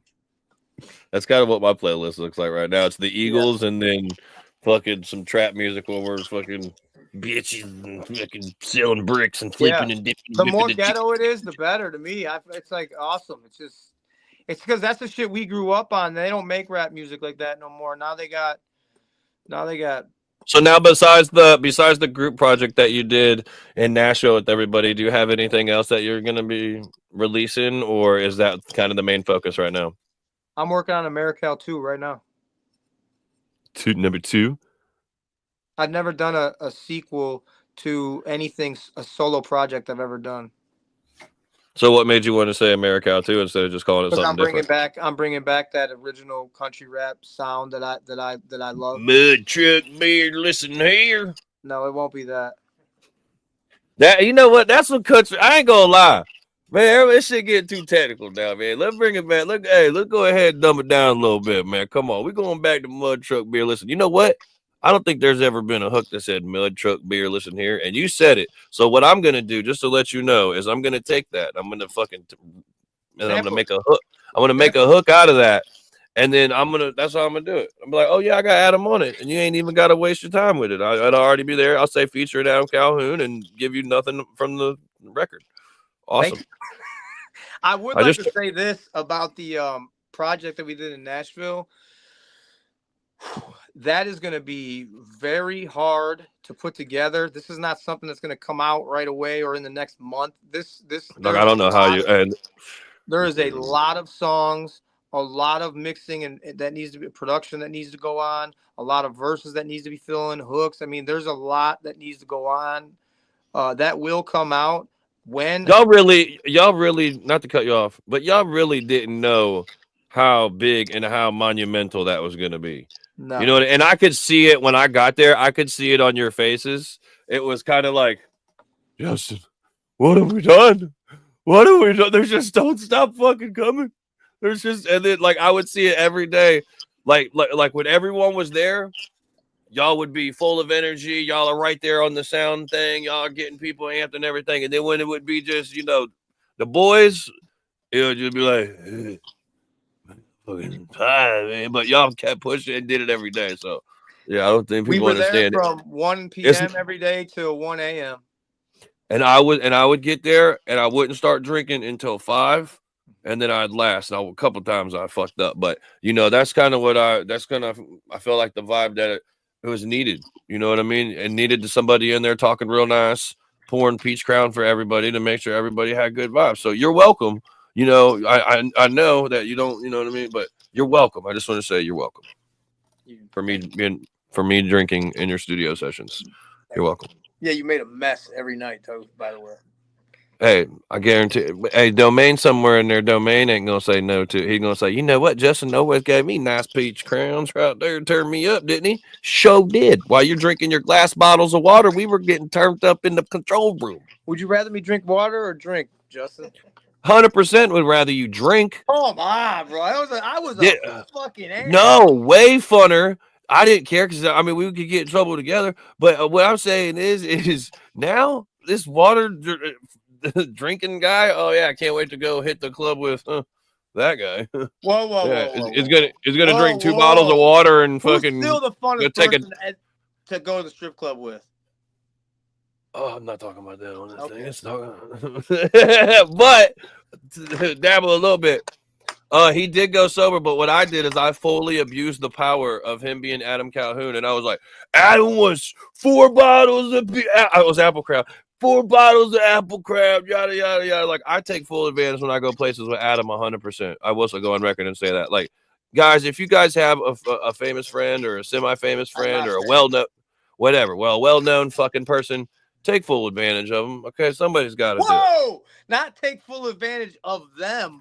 Well, you know what? We're done here. We're done. We got to be careful what we really kind of say because at the end of the day, it's some weird things going on. But we're only talking nice, and I just got to do my Katie Couric interview of saying, you know, like, show me on this bear. Hey, is there anybody that I can't see any comments. I'm sorry to anyone. There's no comments like coming up through the. Well, no, they come so fast, but the other one we could see the super chat ones, and I feel like I've missed some of them. But yeah, we can do this, and then we'll do about like 5 more minutes if you're cool with that. And then how many people are in the like chat or whatever, the comments or whatever? I think our peak was over 2,000. Right now it's 1,600. Is that good? I mean, you know, I'd like to do better. What was the most you had in there? You know, I see. You just want me to say that, so that way you can be like, yeah. But 100%, yeah. You already know what it is. I appreciate you, buddy. You know, oh my God, yeah, I would like to talk to some of the people if we can. Yeah, all right, you guys in the chat, if y'all want to say anything, here we go. Oh man, this is a crazy. Here we go. Wow, hell of a first one. That's can you read that? Do you see it on your screen? Yeah, I can read it. Can we do another one?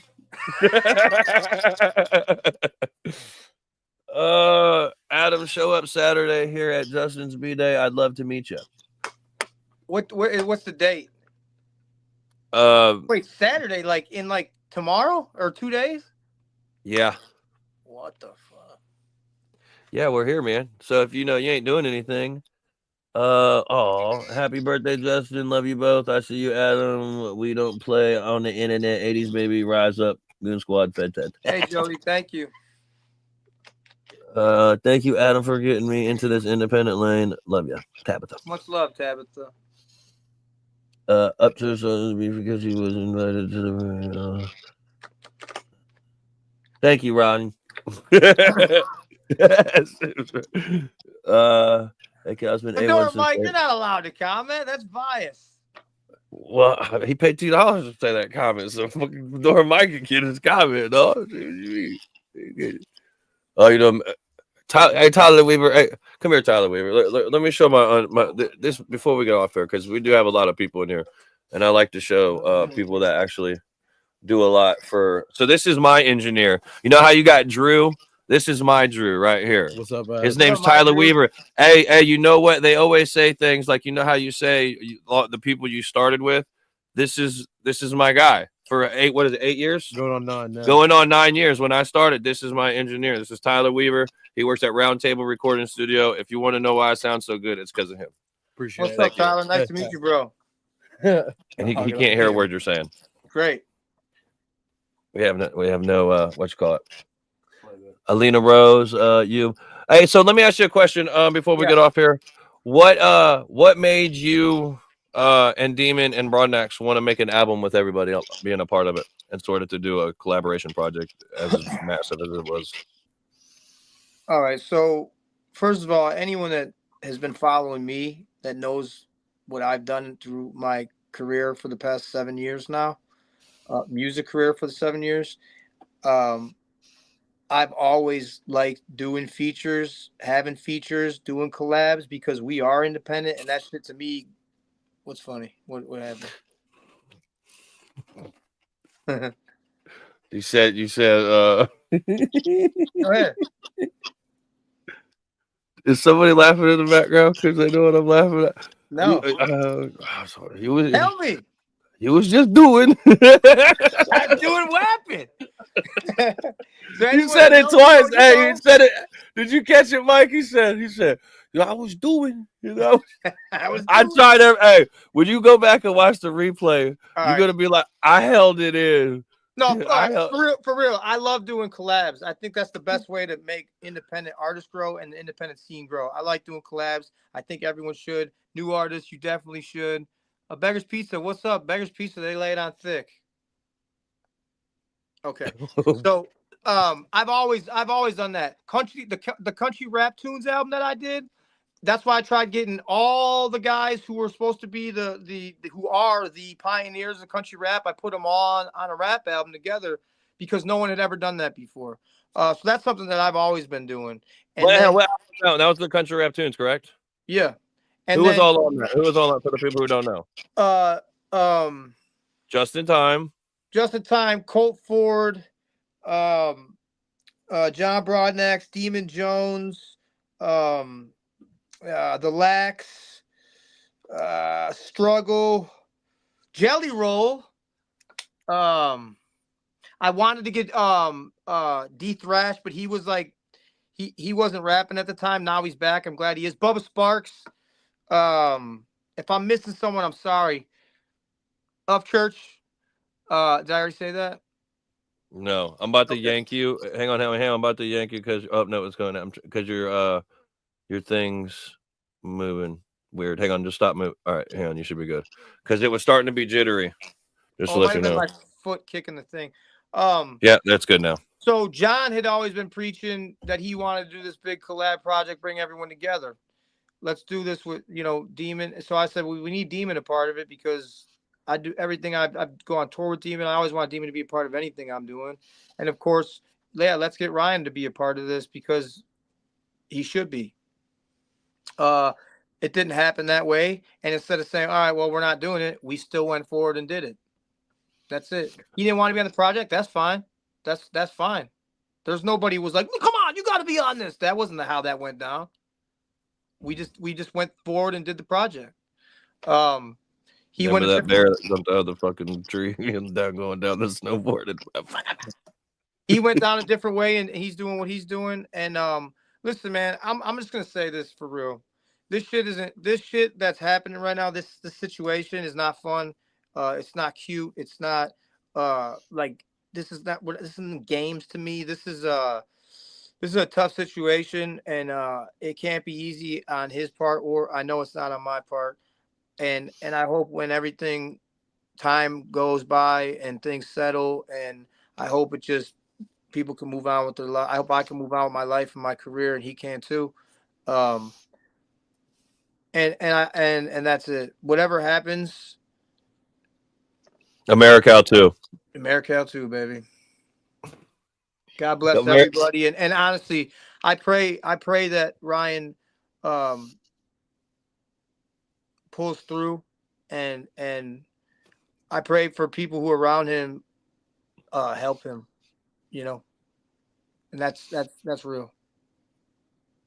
Do you want to say anything else? Because now I guarantee you, because I know you're not going to get on this internet and you're not going to fucking, you really don't do all that. So it's like, is there anything at all you want to say before we head out and tell everybody to make sure that they pre-order Fed Ted on iTunes? No, man, I love you, brother. I'm glad that we've been friends this long. I appreciate our friendship. I would do anything for you anytime. You really do, dude. You're solid as they come, so I appreciate it. I should have let you keep going. What was you saying, also, Justin doesn't like saying "I love you" too. And I think Hey, I'm normalizing telling your brothers "I love you, bro." Look, he's just he did it once. He did it once. But yeah, that's no. That's all. All right. And your daughters, I love them. You know that. And everything's gonna be all right, man. Everything's gonna be all right. That's what I do. I send pictures when Adam was going crazy. I was like, "This is." It was like pictures of my daughter. I don't think I've ever posted them, but those are ones that like private and stash. And I was just like, at the end of the day, the cool thing about doing what we do is we get to build camaraderie and we get to build a brotherhood and we get to build a family of not just artists but fans. And we get to experience things that we would never be able to experience if it wasn't for the people. So I think sometimes it's a big misconception that we may not be grateful or we're taking advantage of situations, but really deep down, it's crazy that we're even in certain situations and we got here by working hard and chasing dreams that a lot of people don't get the opportunities to chase or work hard enough to put themselves in those positions. So I wouldn't judge the next man on what he does, but just make sure you have an ice cold cup of peach crown and download Fed Ted on iTunes. Thank you to all the fans who've changed our life, to all the supporters, to all the people who listen to our music and watch our lives. I wish you could actually walk with us through our lives and see every aspect of our lives and I'm just very grateful and thank you. And shout out I haven't had a drop of liquor in 1 week, by the way. So for everyone that says all I do is drink, I just want to go on record and say it's 1 week. Sober Sally, guys. Are you gonna go out and get shit faced tonight? No, I'm gonna hit this booth because so far I've been here for 2 hours. That's a total of $250 just to do this. So shout out to you guys for the super chats because it paid for the studio time for me to sit my ass on this couch and for my engineer to sit and smoke a half a pack of cigarettes. I think this was a good live. I think it was good. It was good for. I don't know. You're a weirdo. Go fucking smoke weed and record. No. But I would love to have you on here a little bit more. And just to let you know, everybody that's that's came up here, I do want to say I appreciate you because you're helping us grow this platform. You actually pushed me to do this. Like tonight, I was in the studio, and I appreciate that because consistency is something sometimes that I lack at. And I'm glad that I still did this, even though you know what I mean. It was the middle of. I'm in ready to go to war mode. Like I've been talking shit all day. Like, dude, fucking as soon as I get in this mother, and then yeah. So here's I definitely. Here's a fun fact for the people, and then I'll let you go. Justin was like, "Yo, we gotta do." I said, "Are we still doing that thing tonight?" We're not, right? And he's like, "What? Yeah, we are, bro." I said, "I'm burnt, dog. I'm burnt. My eyes are burning. I'm not my. I'm angry. I'm tired. I don't want to do this." And I called John Broadnax and said the same thing. Like, I ain't trying to go up there today. He said, "Baby, just take a cold shower." So I literally hopped in my cold plunge, hopped in the shower, and I always show up when I'm called, man. Now, mind you, I already made an Instagram post saying I'm not doing it tonight because I was like, I respected that because I was like, you always, you don't never. So I'm like, all right, just go ahead. Just go ahead, do your thing, man. Just take a little. No. Because I'm ready to go to fucking war. Huck Fusion. Yeah. I know you're watching.